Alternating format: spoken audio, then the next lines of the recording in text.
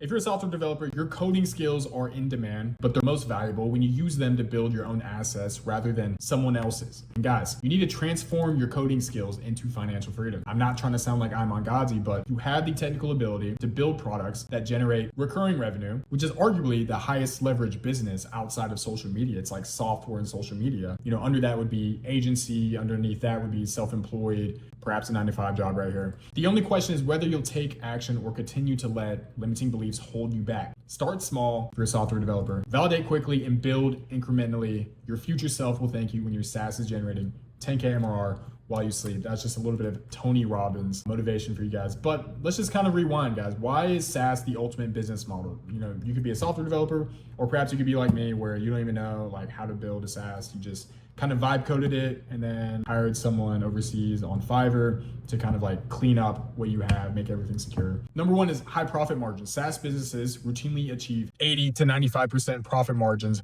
once established, assuming you're marketing it all through organic. So Instagram, Facebook groups, Reddit, subreddits, Twitter, if you're B2B, compared to like the 25% of traditional businesses where that's like kind of like the net revenue. So this means more money in your pocket from each sale. You get the customer once on the first month. If you have a good product, they will pay forever, 5, 6, 7 months down the road if you have a good product. Location independence. Run your business from anywhere with an internet connection. Many SaaS founders operate from exotic locations like Dubai, Thailand. I don't know why Dubai is in here. I've never seen like SaaS companies in Dubai, perhaps like the gurus who sell like courses and whatnot. But I normally see like Indonesia, Bali, Thailand, or beachfront. Recurring revenue. The subscription model ensures predictable monthly income. Your customers pay you repeatedly, and creating stability most businesses never achieve. Guys, with my agency, I was always hunting and killing. After I got my first customer, it's like, where's my next customer? Do I have to spend more money to get my next customer? Is he gonna stay with me? Is he gonna pay next month? Monthly recurring revenue, you get their card information once. It's like if your SaaS app is valuable to the marketplace, it'll just auto renew, and it's very safe for a lot of people. And if you're a software developer or a vibe coder, this is kind of like the lane you wanna be in, rather than just like working under somebody as a software developer. So you want to build for yourself. And by the way, guys, I offer one-to-one mentoring in the description below. Whether it's your first customer or you're already at 3K per month and just want to hit 10K per month, doesn't matter the phase you're in, because I walk the same path that you're in right now, all the way to listing my SaaS for sale to private equity. So this is only for the serious people who want to speed up their growth. Let's get back into the video. So real world SaaS success stories. You don't need to be the next Apple. So guys, I've had real world examples of past students making SaaS apps in very niched categories where they would get customers from subreddits. Some of them didn't really get to complete the SaaS app idea. Some of them got to the marketing part. But a couple things I can think of is like AI plant scanner app. I know I made an AI receding hairline app, and I marketed that on Reddit. There's another one that's a sleep tracking app. And I'll say this, a lot of the tracking apps is very sticky because it kind of gives the consumer the sunken cost fallacy as they develop a habit to go inside your app throughout the weeks of their subscription. They're less likely to cancel their subscription because they've invested so much. Definitely look into like tracking apps. It could be, there's a couple of things out there. It could be anger management tracking app, which is honestly a great idea. It just literally came off the top. I know a lot of people do like NoFap apps to track women's periods and stuff like that, menstrual cycles. The SaaS advantage versus other online businesses. Let me just kind of rewind it back. SaaS is difficult to copy. Nowadays, yes, there are no-code tools and you can build SaaS with AI, but it's still hard to copy unless you kind of have like a mentor to walk you through and spoon feed you the information. So unlike, selling courses, quality software has a natural barrier to entry. Competitors can't just simply duplicate your product overnight. If they do, they're gonna have to spend money and resources to do so. So it's not like a drop shipping store where the product's already made and all they have to do is put a picture on their website, run ads to it. It's like you have to build the product. You have to build the item you're drop shipping pretty much, if that parallel makes sense. So another thing is scalable customer base. Software can serve thousands of users simultaneously without requiring more of your personal time or energy. And then premium positioning. Software companies naturally command higher prices and greater market respect than content creators or service providers. Again, I like to say social media and software is at the very top of high leverage businesses. I wrote down service providers right here, and I'll just be transparent.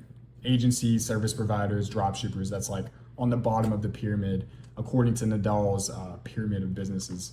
And of course, low delivery costs. Once built, the cost to serve each additional customer is minimal, allowing for exceptional profit margins with the months coming forward. Guys, if you break even the first month, let's say you spend $25 to get a $25 customer, cool, you break even. But what happens the next month?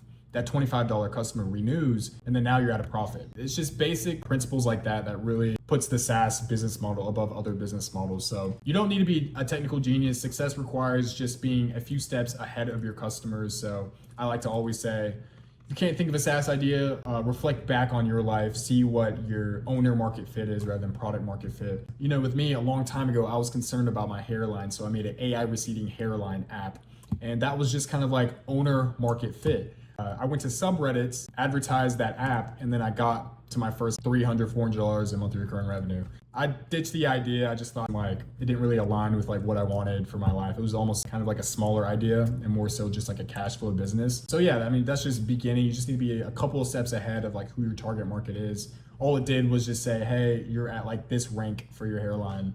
Just a weird idea, but there's a lot of weird ideas. Like, a lot of my students have the AI plant scanner app, a sleep tracker app. So anyways, nowadays you need minimal technical skills. Back then, you used to have to sell a CD and have the consumer install that software from the CD on your computer and then charge a monthly subscription after that. Now it's like you just go on a TikTok, click the link, and then download someone's app, and it's like, boom, monthly recurring revenue. So no-code tools make building SaaS accessible to everyone. I use Bubble.io for my first 10K MRR SaaS. Now I'm kind of building everything from scratch. I'm learning GitHub and like talking to like junior developers and having them build with AI. You don't need all that crap when you're first starting out. You can just start from a template, which I recommend for all of my students. It's like, dude, here's a template, copy and paste it, just frame it to like a different niche rather than scanning rocks and telling which rock is which. You can do that for animals. There's so many sub communities on Reddit and so many Facebook groups for specific communities that you can pull money out of your butt pretty much. And I'm not trying to sell SaaS as like some get rich quick scheme, because it's not. It's just when you have the right tools in place and you have the right roadmap, it is get rich quicker. So there's no such thing as like get rich quick. And arguably there's no such thing as passive income. But if there was something that was close to passive income, it would be software or social media. So I think software is a bit more predictable than social media and blowing up and becoming famous. And obviously you have enterprise value with software. So popular, profitable SaaS niches, like I said, with the habit tracking app, productivity and workflow, tools that help professionals manage time, tasks, and projects are favorites. A lot of private equity firms, they love sticky tools like this, targeting B2B people. Examples would include CRMs, like HubSpot. I'm not even gonna get into all that. I want you guys to build your first micro SaaS tool for the lifestyle cash flow. Number 2 is marketing automation, guys. It's like, I always say, I don't know, I would probably have to like look at your SaaS app first, but I always say run Facebook ads. If Facebook ads are too expensive for your app, it could be 2 things. You just have crappy ads, which I'll have to look at. Or number 2, it's just expensive, it's too competitive. Then go organic methods, which would be Reddit, Facebook groups. You could kind of go a hybrid where it's like you could systematize the organic marketing where you would hire a VA to then go have multiple accounts to engage in Reddit, Instagram, Facebook groups. So I did talk about like CRMs and like more advanced business software apps that you guys can make. I don't think it's very entry friendly. I think if you were to be in like that space where you do target higher demographic customers, perhaps make a budgeting app, something like an investment tracker. Instead of coding everything from scratch, you could just pull in other technologies into your app. So for example, you guys have heard of Stripe, or I know you guys have heard of PayPal. So instead of building PayPal from scratch, you could just plug PayPal into the back of your app and say, hey, this is PayPal with a different twist, and then just kind of white label it and brand it as your own app. A lot of people do this via APIs, which I'm getting too technical, but to get to like 5 to 10K MRR, you don't have to like be in the finance space with like apps. You can make simple apps like barbers for inventory management or something for like craft breweries. I'm just literally pulling stuff out of my butt right now. But an app idea would be perhaps a barber app where you could take a picture of someone's head and then swap different hairstyles on him using AI. So I've seen that on TikTok and Instagram, and it has a viral effect to it, which honestly, if I wasn't building this B2B CRM and focusing on enterprise value, I would be building cash flow apps like that all day. So I'll dig a little bit deeper on finding your SaaS idea. Again, you kind of want to like reflect on yourself. What industries are you very familiar at? Perhaps your day job is you're a loan officer. Perhaps you can make a software that'll help a specific niche thing in your loan officer workflow every day. Perhaps it could just be organizing leads like Notion, but for like loan officers only.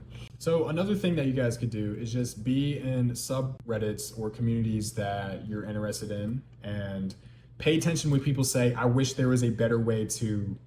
or I hate how this current app works or ... So these are SaaS opportunities. Again, with my B2B CRM, I noticed how there was another CRM that literally increased their prices overnight, just doubled their prices, and everybody was just leaving away from that. So timing is very important in a broad entrepreneurial sense. I think one of the reasons why Amazon was successful was when Google came out, Amazon was one of the first people to rank high on a lot of products. I think books in the very beginning on Google. Correct me if I'm wrong in the comment section. I think Amazon capitalized on that advantage in Wave, and they were early adopters of like Google SEO.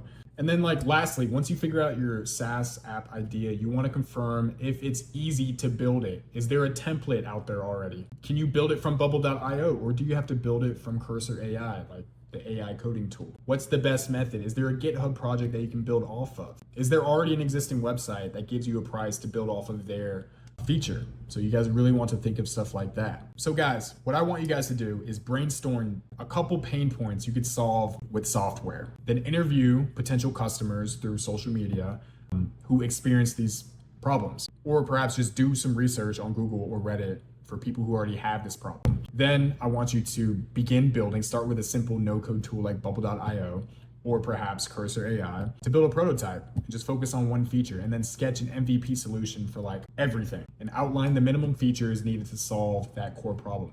So guys, life is too short to build a business model that doesn't serve your desired lifestyle. Do you want to build an agency? Do you want to be a real estate agent? Guys, social media software is the highest forms of leverage on the internet and just in business in general, in my opinion. And famous entrepreneurs like Naval says the same thing. So I think SaaS offers the perfect combination of high profit margins, scalability, location independence, and exit potential for real wealth. And the journey to 10K monthly recurring revenue starts with identifying a problem worth solving. So again, what will your SaaS solve? That's what I want you guys to kind of take away. I do offer mentorship in the description if you want to speed up like your progress. If not, totally cool. If I can do it alone, you guys can do it too. So that's it for today's video.